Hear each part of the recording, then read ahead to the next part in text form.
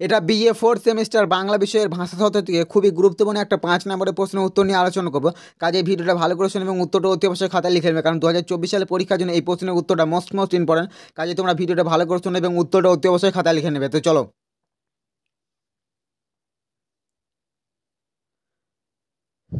তো আমার প্রিয় বর্ধমান বিশ্ববিদ্যালয়ের বন্ধুরা, আশা করি তোমরা সবাই ভালো আছো এবং সুস্থ আছো। তো তোমাদেরকে সেমিস্টার সাজেশন 2.0 চ্যানেলে তোমাদেরকে স্বাগত জানাই। তো আজকে আমি আলোচনা করব তোমাদের ফোর্থ সেমিস্টার বাংলা বিষয়ের 5 নম্বরের জন্য মোস্ট ইম্পর্টেন্ট একটা প্রশ্নের উত্তর নিয়ে আলোচনা করব। এই প্রশ্নটা তোমাদের 2024 সালে পরীক্ষার জন্য মোস্ট ইম্পর্টেন্ট। কাজে তোমরা ভিডিওটা ভালো করে শোনো এবং উত্তরটা অতি অবশ্যই খাতায় লিখে নেবে। এটা তোমার ভাষাতত্ত্ব, তোমাদের যে ফোর্থ সেমের সিলেবাসটা রয়েছে সেই ভাষাতত্ত্ব থেকে তোমাদের যে সাধু ও চলিত ভাষা চ্যাপ্টারটা রয়েছে সেইখান থেকে খুবই গুরুত্বপূর্ণ একটা প্রশ্নের উত্তর নিয়ে আলোচনা করবো। তোমাদের যে সাধু ও চলিত ভাষার যে অধ্যায়টা রয়েছে সেই অধ্যায় থেকে তোমাদের এই প্রশ্নটাই দেয় যে সাধু ও চলিত ভাষার মধ্যে পার্থক্য লেখো। এই প্রশ্নটা আরও একটু ঘুরিয়ে দেয় যে সাধু ও চলিত ভাষার মধ্যে পার্থক্য লেখো, বা দিয়ে দেয় সাধু ও চলিত রীতির মধ্যে বৈশিষ্ট্য লেখো। এবং একটা তোমাদের সাধু ও চলিত ভাষার অধ্যায় থেকে প্রত্যেক বছর একটা প্রশ্ন কিন্তু আসে, ওখান থেকে সাধু ও চলিত ভাষার মধ্যে বৈশিষ্ট্য দিয়ে দেয়, বা দিয়ে দেয় যে সাধু ভাষার কাকে বলে এবং সাধু ভাষার কয়েকটি বৈশিষ্ট্য লেখো, বা দিয়ে দেয় চলিত ভাষা কাকে বলে, চলিত ভাষার কয়েকটি বৈশিষ্ট্য লেখো।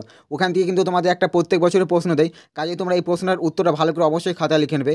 সম্ভবত তোমাদের 2023-এ কিন্তু তোমাদের এইখান থেকে 2023-এ তোমাদের 10 নম্বরে চলে এসেছে, অর্থাৎ সাধু ও চলিত ভাষার মধ্যে বৈশিষ্ট্য বা পার্থক্যটা চলে এসেছে। এবং এইবারে তোমাদের জন্য 2024 সালে পরীক্ষার জন্য তোমাদের যে প্রশ্নটা আসতে পারে, তোমাদের এখান থেকে কিন্তু 5 নম্বরের জন্য আসতে পারে। 5 নম্বরের প্রশ্নটা এরকমভাবে দিতে পারে, যে 5 নম্বর প্রশ্নটা একটু এরকমভাবে দিতে পারে যে সাধু ও চলিত ভাষা বলতে কী বোঝো, এই দুই ভাষারীতির মধ্যে পার্থক্য নিরূপণ করো। বা এরকমও দিতে পারে যে সাধু ভাষা বলতে কী বোঝো, সাধু ভাষার 5টি বৈশিষ্ট্য লেখো। বা দিতে পারে যে চলিত ভাষা বলতে কী বোঝো, চলিত ভাষার 5টা বৈশিষ্ট্য লেখো। তো প্রশ্ন কিন্তু এরকমভাবে দেবে। তো উত্তরটা এমনভাবে আমি তৈরি করছি, সাধু ও চলিত ভাষা থেকে তোমাদের যাই প্রশ্ন দেখ, অর্থাৎ তোমাদের 5-এ দেখ বা 10-এ দেখ, তোমরা এই প্রশ্নের উত্তর লিখে দিলেই তোমাদের কমপ্লিট হয়ে যাবে। কাজে তোমরা ভালো করে উত্তরটা শোনো এবং অতি অবশ্যই খাতায় লিখে নেবে। তো আমি যে সাজেশনে ভিডিওটা দিয়েছিলাম, ওই সাজেশনে প্রত্যেকটা প্রশ্নের উত্তরগুলি নিয়ে আলোচনা করবো, এবং যেই প্রশ্নগুলো সবচেয়ে গুরুত্বপূর্ণ সেগুলোর উত্তরগুলো প্রথমে দেবো। এবং আমার উত্তর দেওয়ার কাজ চলছে, সম্ভবত আমি এখন 6 সেমিস্টারের উত্তর দিতে একটু ব্যস্ত আছি। তো তোমাদের 6 সেমিস্টারে দেওয়া হয়ে গেলে তোমাদের কয়েকদিনের মধ্যে তোমাদের দেওয়া চলবে। তো তোমরা অবশ্যই তোমরা যারা চ্যানেলে নতুন আসছো অবশ্যই চ্যানেলটা সাবস্ক্রাইব করে নেবে এবং পাশে থাকা বেল আইকনটা অবশ্যই প্রেস করে দেবে, যাতে নোটিফিকেশন তোমার কাছে পৌঁছে যায়। তো চলো আজকে ভিডিও শুরু করা যাক। তো দেখে নাও সাধু ও চলিত ভাষার মধ্যে পার্থক্য বা বৈশিষ্ট্য এই দুটোই কিন্তু আসতে পারে। সাধু ও চলিত ভাষা থেকে তোমাদের একটা প্রশ্ন দেবেই, এবং সাধু না যদি দেয় তো তোমাদের একটা কেটে কেটে দিতে পারে সাধু ভাষা বলতে কি হচ্ছে, সাধু ভাষা 5টা বৈশিষ্ট্য লেখো। বা দিয়ে দিতে পারে চলিত ভাষা কাকে বলে, চলিত ভাষা 5টা বৈশিষ্ট্য লেখো। এরকমভাবে দিতে পারে। তো চলো উত্তরে দেখে নিয়ে যাক। তো দেখো উত্তরটা এমনভাবেই তৈরি করেছি, তোমাদের যেভাবেই দেখ তোমরা এই প্রশ্নের উত্তরটা লিখে দিলেই হয়ে যাবে। তো দেখো কীভাবে, এবং যদি সাধু ভাষা দিয়ে দেয় যে সাধু ভাষার যে পয়েন্টটা করছি শুধু তোমরা সাধু ভাষার ওই পয়েন্টটাই লিখবে। এবং যদি দিয়ে দেয় যে চলিত ভাষা বলতে কী হচ্ছে, চলিত ভাষার বৈশিষ্ট্য লেখা, তো আমি যে চলিত ভাষার বৈশিষ্ট্যটা দিয়েছি ওইটা লিখে নেবে। এবং তোমাদের যদি দিয়ে দেয় সাধু ও চলিত ভাষার মধ্যে বৈশিষ্ট্য লেখা বা পার্থক্য লেখা, সেক্ষেত্রে তোমরা এই গোটা উত্তরটাই লিখে দেবে, পুরো উত্তরটাই লিখে দেবে। তো দেখে নাও আমি দিয়ে দিচ্ছি সাধু ভাষা, দুটো আলাদা আলাদাভাবে দিয়ে দিচ্ছি। তো দেখে নাও সাধু ভাষা বলতে বোঝায় যে ভাষা বিশুদ্ধ সংস্কৃত শব্দ। সাধু ভাষা বলতে বোঝায় যে ভাষা বিশুদ্ধ সংস্কৃত শব্দ বা তৎসম শব্দ মধ্যযুগে বাংলা শব্দরূপে বিভক্ত অনুসর্গ নিয়ে গড়ে ওঠে, সেই ভাষাকেই বলা হয় সাধু ভাষা। অর্থাৎ সাধু ভাষা কিন্তু তোমাদের সংস্কৃত ভাষা।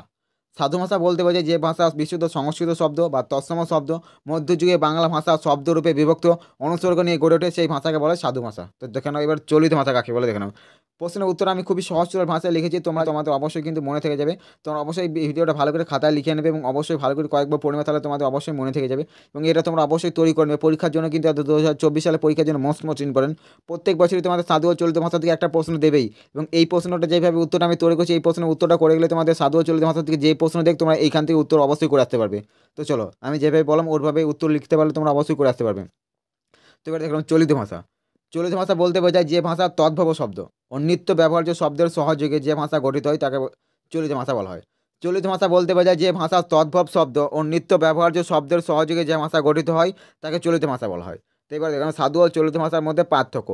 এখানে পার্থক্যটা লিখেছি ঠিকই, কিন্তু তোমাদের যদি দিয়ে দেয় যে সাধু ও চলিত ভাষার মধ্যে বৈশিষ্ট্য লেখো, সেক্ষেত্রে আমি যে পয়েন্টগুলো দিয়েছি এটা দিয়ে দেবে। যে যদি দেয় প্রশ্নটা যে সাধু ভাষা বলতে কী বোঝো, যেখানে বলেছিলাম যে সাধু ভাষা বলতে কী বোঝো ওটা লিখে দেবে। এবং যদি যে সাধু ভাষার 5টা বৈশিষ্ট্য লেখো, তো এই সাধু ভাষার ঘরে যে বৈশিষ্ট্যগুলো লিখেছি অর্থাৎ পার্থক্যগুলো যেগুলো লিখেছি এগুলো লিখে দেবে, তাহলে তোমাদের হয়ে যাবে।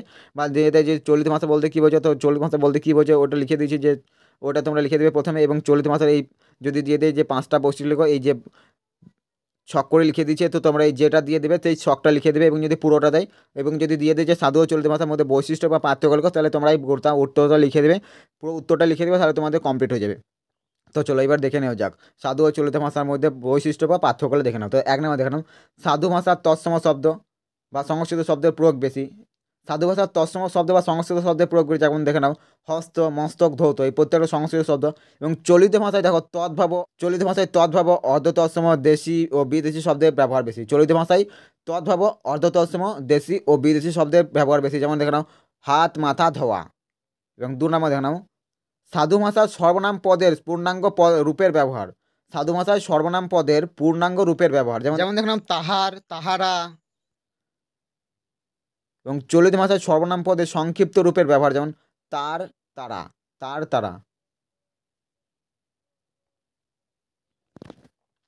এবং 3 নম্বর পয়েন্ট দেখে নাও বা 3 নম্বর বৈশিষ্ট্য বা পার্থক্যটা দেখে নাও। দেখো সাধু ভাষার অনুসর্গের পূর্ণাঙ্গ রূপের প্রয়োগ। সাধু ভাষার অনুসর্গের পূর্ণাঙ্গ রূপের প্রয়োগ, যেমন দেখে নাও হইতে দিয়া, হইতে দিয়া। এবং চলিত ভাষায় অনুসর্গের সংক্ষিপ্ত রূপের প্রয়োগ বা ব্যবহার হয়, যেমন দেখো চলিত ভাষায় অনুসর্গের সংক্ষিপ্ত রূপের প্রয়োগ হয়, যেমন হতে দিয়ে, হতে দিয়ে। এবং 4 নম্বর পয়েন্ট দেখলাম সন্ধি ও সমাসবদ্ধ পদ মালিকার প্রাধান্য। সন্ধি ও সমাসবদ্ধ পদ মালিকার প্রাধান্য তোমাদের সাধু ভাষায় দেখো সন্ধি ও সমাসবদ্ধ পদ মালিকার প্রাধান্য বেশি। এবং এবং চলিত ভাষায় ধন্যাত্মক শব্দের প্রাধান্য, যেমন স স, গম গম, ঝমঝম ইত্যাদি। তো চলো পরবর্তী পয়েন্ট দেখলাম 5 নম্বর পয়েন্ট দেখলাম সাধু ভাষা বক্তৃতা ও নাট্য সংলাপের অনুপযোগী। সাধু ভাষার বক্তৃতা ও নাট্য সংলাপের অনুপযোগী এবং চলিত ভাষার বক্তৃতা ও সংলাপের উপযোগী। সাধু ভাষা বক্তৃতা ও নাট্য সংলাপের অনুপযোগী অর্থাৎ উপযোগী নয়। সাধু ভাষা বক্তৃতা ও নাট্য সংলাপের অনুপযোগী এবং চলিত ভাষার বক্তৃতা ও সংলাপের উপযোগী। চলিত ভাষা বক্তৃতা সংলাপের উপযোগী। এবং 6 নম্বর পয়েন্টে দেখলাম সাধু ভাষা একটি মার্জিত একটি ভাষা। সাধু ভাষা একটি মার্জিত একটি ভাষা এবং চলিত ভাষা চটুল, জীবন্ত ও লোকায়ত। এবং 7 নম্বর দেখে নাও সাধু ভাষার ক্রিয়াপদের রূপ পূর্ণাঙ্গ। সাধু ভাষার ক্রিয়াপদের রূপ পূর্ণাঙ্গ, যেমন করিতেছি, করিতেছি। এবং চলিত ভাষার ক্রিয়াপদের রূপ সংক্ষিপ্ত, করছি। চলিত ভাষার ক্রিয়াপদের রূপ সংক্ষিপ্ত, করছি। এবং সাধু ও চলিত ভাষার যে দৃষ্টান্তটা দেখে নাও, তো দৃষ্টান্তটা অবশ্যই লিখে দেবে। যে দেয় সাধু ভাষার কাকে বলে, সাধু ভাষার কয়েকটি বৈশিষ্ট্য লিখে এবং দৃষ্টান্ত দাও। দৃষ্টান্ত সহ আলোচনা করতে তোমরা এইটা অবশ্যই লিখে দেবে। এবং চলিত ভাষা কাকে বলে, চলিত ভাষার কয়েকটি বৈশিষ্ট্য এবং দৃষ্টান্ত সহ আলোচনা করতে তোমরা অবশ্যই এটাও লিখে দেবে। তোমাদের এই দৃষ্টান্তই অবশ্যই লিখে দেবে। তো দেখে নাও দৃষ্টান্তদের দৃশ্যতে তো দেখে নাও রাজা এই কৌতুক দেখিতে দেখিতে ক্রমে ক্রমে অগ্রসর হইয়া তাহাদের অতি নিকটে উপস্থিত হইলেন, কিন্তু সহসা তাদের সম্মুখে না গিয়ে এক বৃক্ষের অন্তরালে সস্নেহে সেই শিশুকে নিরীক্ষণ করিতে লাগিল। সেই সময় সেই বালককে কি খেলনা দেবে তা বলিয়া হস্ত প্রসারণ করিল। এবং 2 নম্বর দেখে নাও, 2 নম্বর দৃষ্টান্ত দেখে নাও ঘুরিয়া ফিরিয়া নতুন বিশ্ববিদ্যালয় গড়িবার বলাতে প্রণালী বদল করিবার কথা মনেই আসে না, তাই পুরাতনে চলাতেই করিতেছি সেই নতুনের ঝাঁচে। তো এবারে দুটো দৃষ্টান্ত দিয়ে দিচ্ছি সাধু ভাষা এবং চলিত ভাষার দুটো দৃষ্টান্ত ভালো করে দেখে নাও। এই সাধু ও চলিত ভাষা কিন্তু তোমাদের 5 নাম্বার জন্য এবছর মোস্ট ইম্পর্টেন্ট। সাধু ভাষা থেকে এইটা প্রশ্ন, এই প্রশ্নের উত্তরটা করলে তোমাদের সাধু ভাষা থেকে যাই দিক 5 বা 10 তোমরা কিন্তু অবশ্যই এই প্রশ্নের উত্তরটা অ্যাটেন্ড করে দিলে, এই প্রশ্নের উত্তরটা লিখে দিলে তোমরা কিন্তু সাধু ভাষা তোমাদের যে প্রশ্ন দিক তোমরা অবশ্যই এই প্রশ্নের উত্তরটা লিখে দেবে, তাহলে তোমাদের কমপ্লিট হয়ে যাবে। এমনভাবে লিখেছি যে সাধু ভাষার বৈশিষ্ট্য কাকে বলে এবং দৃষ্টান্ত সব দিয়ে দিচ্ছি, তোমরা অবশ্যই এই উত্তরটা ভালো করে খাতায় লিখে নেবে। তো চলো এবার দৃষ্টান্ত দেখে নাও, চলিত ভাষার দৃষ্টান্ত দেখে নাও। প্রায় 100 বছর হলো পাশ্চাত্য জাতির হাতে ঘা খেয়ে জাপান ঠিক করলো যে বিদ্যা ও জ্ঞানের জল প্রতীচ্য এত শক্তিমান হয়েছে যে সে সমস্ত বিদ্যা আয়ত্ত করতে হবে। সে সমস্ত বিদ্যা আয়ত্ত করতে হবে। এবং দেখানো 2 নম্বর দেখালাম কাবুল থেকে যতগুলো কয়েদি নিয়ে বেরিয়েছিলেন জানালাবাদে যদি সেই সংখ্যক দেখতে না পারে তবে তাদের কি শাস্তি হতে পারে সে সম্বন্ধে তাদের আইন জ্ঞান বা পূর্ণ অভিজ্ঞতা কিছুই ছিল না। তো এ হয়ে গেল তোমাদের সাধু ও চলিত ভাষার যে কোশ্চেনটা, তোমাদের 4th সেমিস্টারের উত্তর অবশ্যই ভালো করে খাতায় লিখে নেবে, উত্তরটা ভালো করে তৈরি করে নেবে। তোমাদের কিন্তু সাধু ও চলিত ভাষাতে একটা প্রশ্ন দেবে এবং এই প্রশ্নের উত্তরটা এমনভাবে তৈরি করছে সাধু ও চলিত ভাষা থেকে তোমাদের যাই প্রশ্ন দেখ তোমরা এই প্রশ্নের উত্তরে লিখে দিলে তোমাদের হয়ে যাবে। তো অবশ্যই তোমরা এই উত্তরটা ভালো করে তৈরি করে নেবে। 5 নাম্বারের জন্য এই প্রশ্নটা মোস্ট ইম্পর্টেন্ট, এই তোমরা অবশ্যই এই প্রশ্নের উত্তরটা ভালো করে নেবে। এছাড়াও তোমরা যে এখন সাজেশনের ভিডিওটা দেখো, ওই সাজেশনের ভিডিওটা আমি মধ্যে বলে দিচ্ছি যে কোন প্রশ্নগুলো মোস্ট ইম্পর্টেন্ট এবং কোন প্রশ্নগুলো একটু কম করে গেলে হবে। তো তোমরা যদি এখন পর্যন্ত সাজেশনের ভিডিওটা দেখো অতি সাজেশনের ভিডিওটা দেখে নেবে। এবং এটা তোমাদের 3 নাম্বার উত্তর দিয়ে দিলাম, অর্থাৎ 10 নাম্বারের মোস্ট ইম্পর্টেন্ট দুটো প্রশ্নের উত্তর আর দিয়ে দিয়েছি এবং তোমাদের ইতিহাসের একটা প্রশ্নের উত্তর দিয়ে দিয়েছি এবং এর পরবর্তী ভিডিওতে তোমাদের বাংলা বিষয়ের প্রত্যেকটা প্রশ্নের উত্তর নিয়ে আলোচনা করব।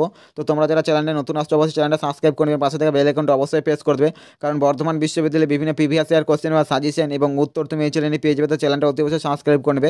তো চলো আজকের ভিডিও এখানে শেষ করছি, দেখা হচ্ছে পরবর্তী অন্য কোনো ভিডিওতে এবং ভিডিওটা এতক্ষণ দেখার জন্য তোমাদেরকে অসংখ্য ধন্যবাদ। তো চলো দেখা হচ্ছে পরবর্তী ভিডিওতে।